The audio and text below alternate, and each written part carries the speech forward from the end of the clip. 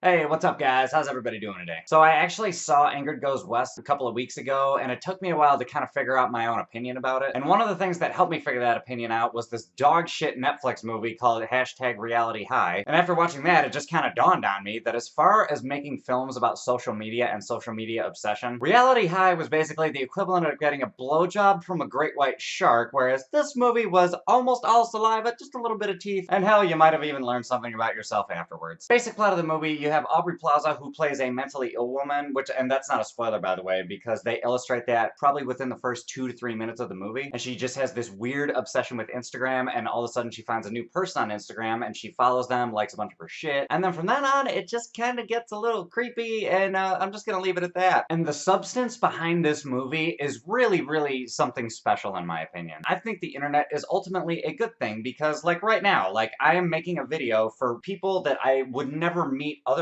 that are going to listen to my opinion, and then some of you guys are going to leave comments and I'm going to interact with you, and that's the best thing about the internet. However, this movie handles the dark, horrific undertones of the internet about people who have serious, serious problems and are just silently reaching out for help. However, the movie's not perfect. I got a couple qualms with it. And the first thing I have is that a lot of the times, like when people are acting awkward on purpose, it really doesn't work for me a lot of the time. Like if somebody's acting awkwardly, it's really hit or miss for me, and I'm really critical of that kind of thing. And it also wasn't just Aubrey Plaza's character, because Elizabeth Olsen's character, who is the one that Aubrey Plaza's kind of like stalking-ish, she has a brother in the movie, and a lot of the stuff that he was doing just didn't click with me, and it was partially awkward, but it was partially being over the top. However, the sensibilities behind the character is completely understandable, because he's got a big Instagram following too, and he's like an ex-drug addict, so he has to be manic, and like that's kind of like a commentary on people that have like big social media followings. They kind of have to have this over-the-top personality for people to notice them, so I understood the reasoning behind the character, but it could have been executed a little bit better, I thought. And the last not good thing I'll say was O'Shea Jackson Jr., also known as Ice Cube Squared. Now, I'm glad he was in the movie because I got to see him in something other than him portraying his dad in an NWA biopic, but I have to say, half of the movie, he just looked, it felt like he was just mailing it in, like he was just trying to get a paycheck. He wasn't acting poorly, but it didn't really look like he was putting in that much effort. But on the flip side of that coin, the other half of his performance was actually pretty good, and there was a couple moments where there was like some serious strokes of genius between him and Aubrey Plaza. Besides that, I thought Elizabeth Olsen was pretty good in the movie, and the guy who plays her husband did a good job, but I thought Aubrey Plaza, this is not something that I've seen her do before. I'm sure she's done dramatic movies in the past, but I've never seen her in this particular light before, and it was kind of fucked up, actually. And I say it's fucked up because she was able to act just crazy enough to the point where you know something's wrong as an audience member, and that was the freaky part, is that people like this actually exist, and that's the horrific undertone behind this movie. And also, the third act is fucking genius. Just the potential of somebody like this actually existing, and I don't use this word very often because I think it's stupid, but it was cringeworthy on a level that I haven't felt in quite some time. The music was pretty decent, nothing terrible, nothing super awesome, and aside from all the awkward moments that they tried to pull off throughout the movie, I had quite a few hearty laughs. But the main takeaway from this movie is 100% about what's beneath the surface of what you're actually seeing. And delving even deeper than that, that's also a very good theme for things like Instagram or just social media in general. Like, you're only seeing the surface, but in reality, there's so much else that you don't see. And that's what I admire about this movie, is that the thoughtfulness behind it, the balls to actually cover a subject like this in the way that it does, like, I really, really respect this movie a lot. And I'm sure if I watched it again, I would find like 9 other like hidden message about modern society and just how we live as a people. But anyway, based on everything that I've said, I think I'm gonna give the movie a good 8.7 out of 10. Not the best execution in the world, could have used a little improvement here and there, but overall, the reason why you watch this movie is just the thought process in general of it. And in my opinion, this is a cautionary tale, and I think it's an important one that a lot more people should see, so I highly recommend this movie. But anyway, guys, those are my thoughts. What are your thoughts? Have you seen this movie? Have you even heard of it? Hop in the comments, let me know what's up. Other than that, if you like this review, give me a like, subscribe, do all that other bullshit, and I will catch you guys later.